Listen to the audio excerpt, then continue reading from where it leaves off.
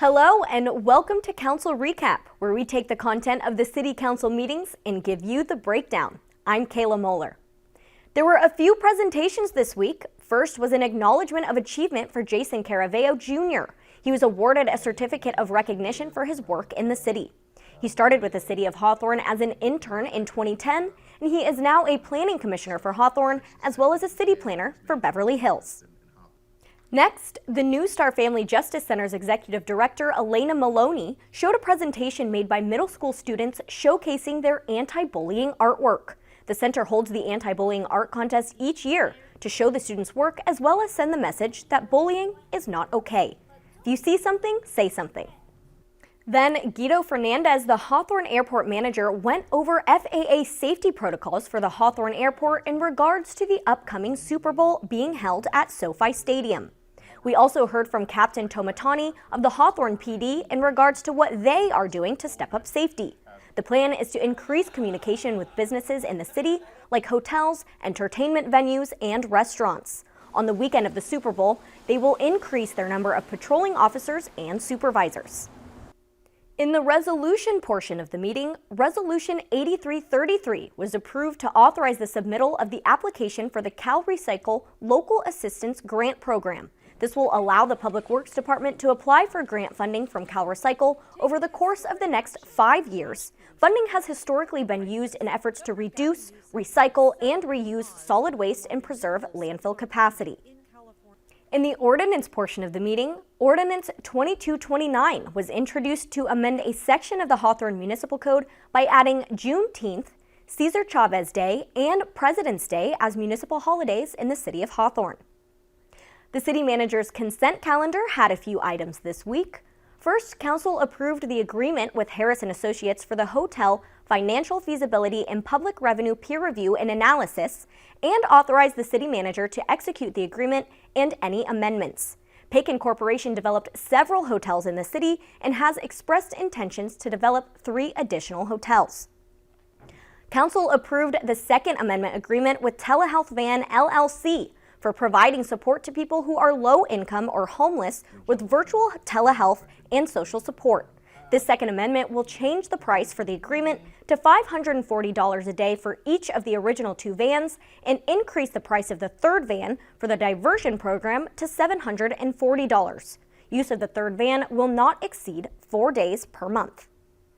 Next, at the last meeting, Council requested an update on the approved programs and expenditures for the American Rescue Plan Act. The city received $15.2 million under ARPA in July 2021. Council filed the update. For further information on the approved programs, please check the city's website. Then, Council approved a purchase order to Great America Financial Services for the purchase of Leica RTC 360 for use by the Hawthorne Police Department. The laser scanner system will be used to assist in traffic collisions and crime scene investigations. City Council received and filed an update for the citywide centennial event. The committee updated Council that the 100th year celebration will be held between July 8th through July 12th, 2022, and will include a dinner, a parade and block party, a day at the Hawthorne Museum, and a ceremony at City Hall. Next, Council considered increasing the default renewable energy tier for residential and commercial power accounts to 100% renewable energy under the Clean Power Alliance of Southern California. Moving all energy accounts in the city to 100% renewable green power would result in environmental benefits as well as cost increases by 3.2%. City Council accepted a grant for the Measure M funding agreement between the City of Hawthorne and the Metropolitan Transportation Authority to design signal improvements for the Crenshaw Boulevard Signal Improvement and Intersection Project. Council authorized the city manager to execute the funding agreement, and this project is currently under the design phase and is expected to be completed by 2024. Then, Council approved the city manager to execute a memorandum of understanding between the South Bay City's Council of Governments and the City of Hawthorne. The COGS homelessness funding will concretely expand and enhance homeless services in the city and aid in the intervention and prevention strategies to combat overall homelessness. Next, Council approved an unsecured pre-development loan from the excess surplus of the low mod funds to be part of the Disposition Development and Loan Agreement, or DDLA. The city selected Skid Row Housing Trust as the nonprofit developer of the Encore project, which is a low-income veterans housing project on Corderi Avenue.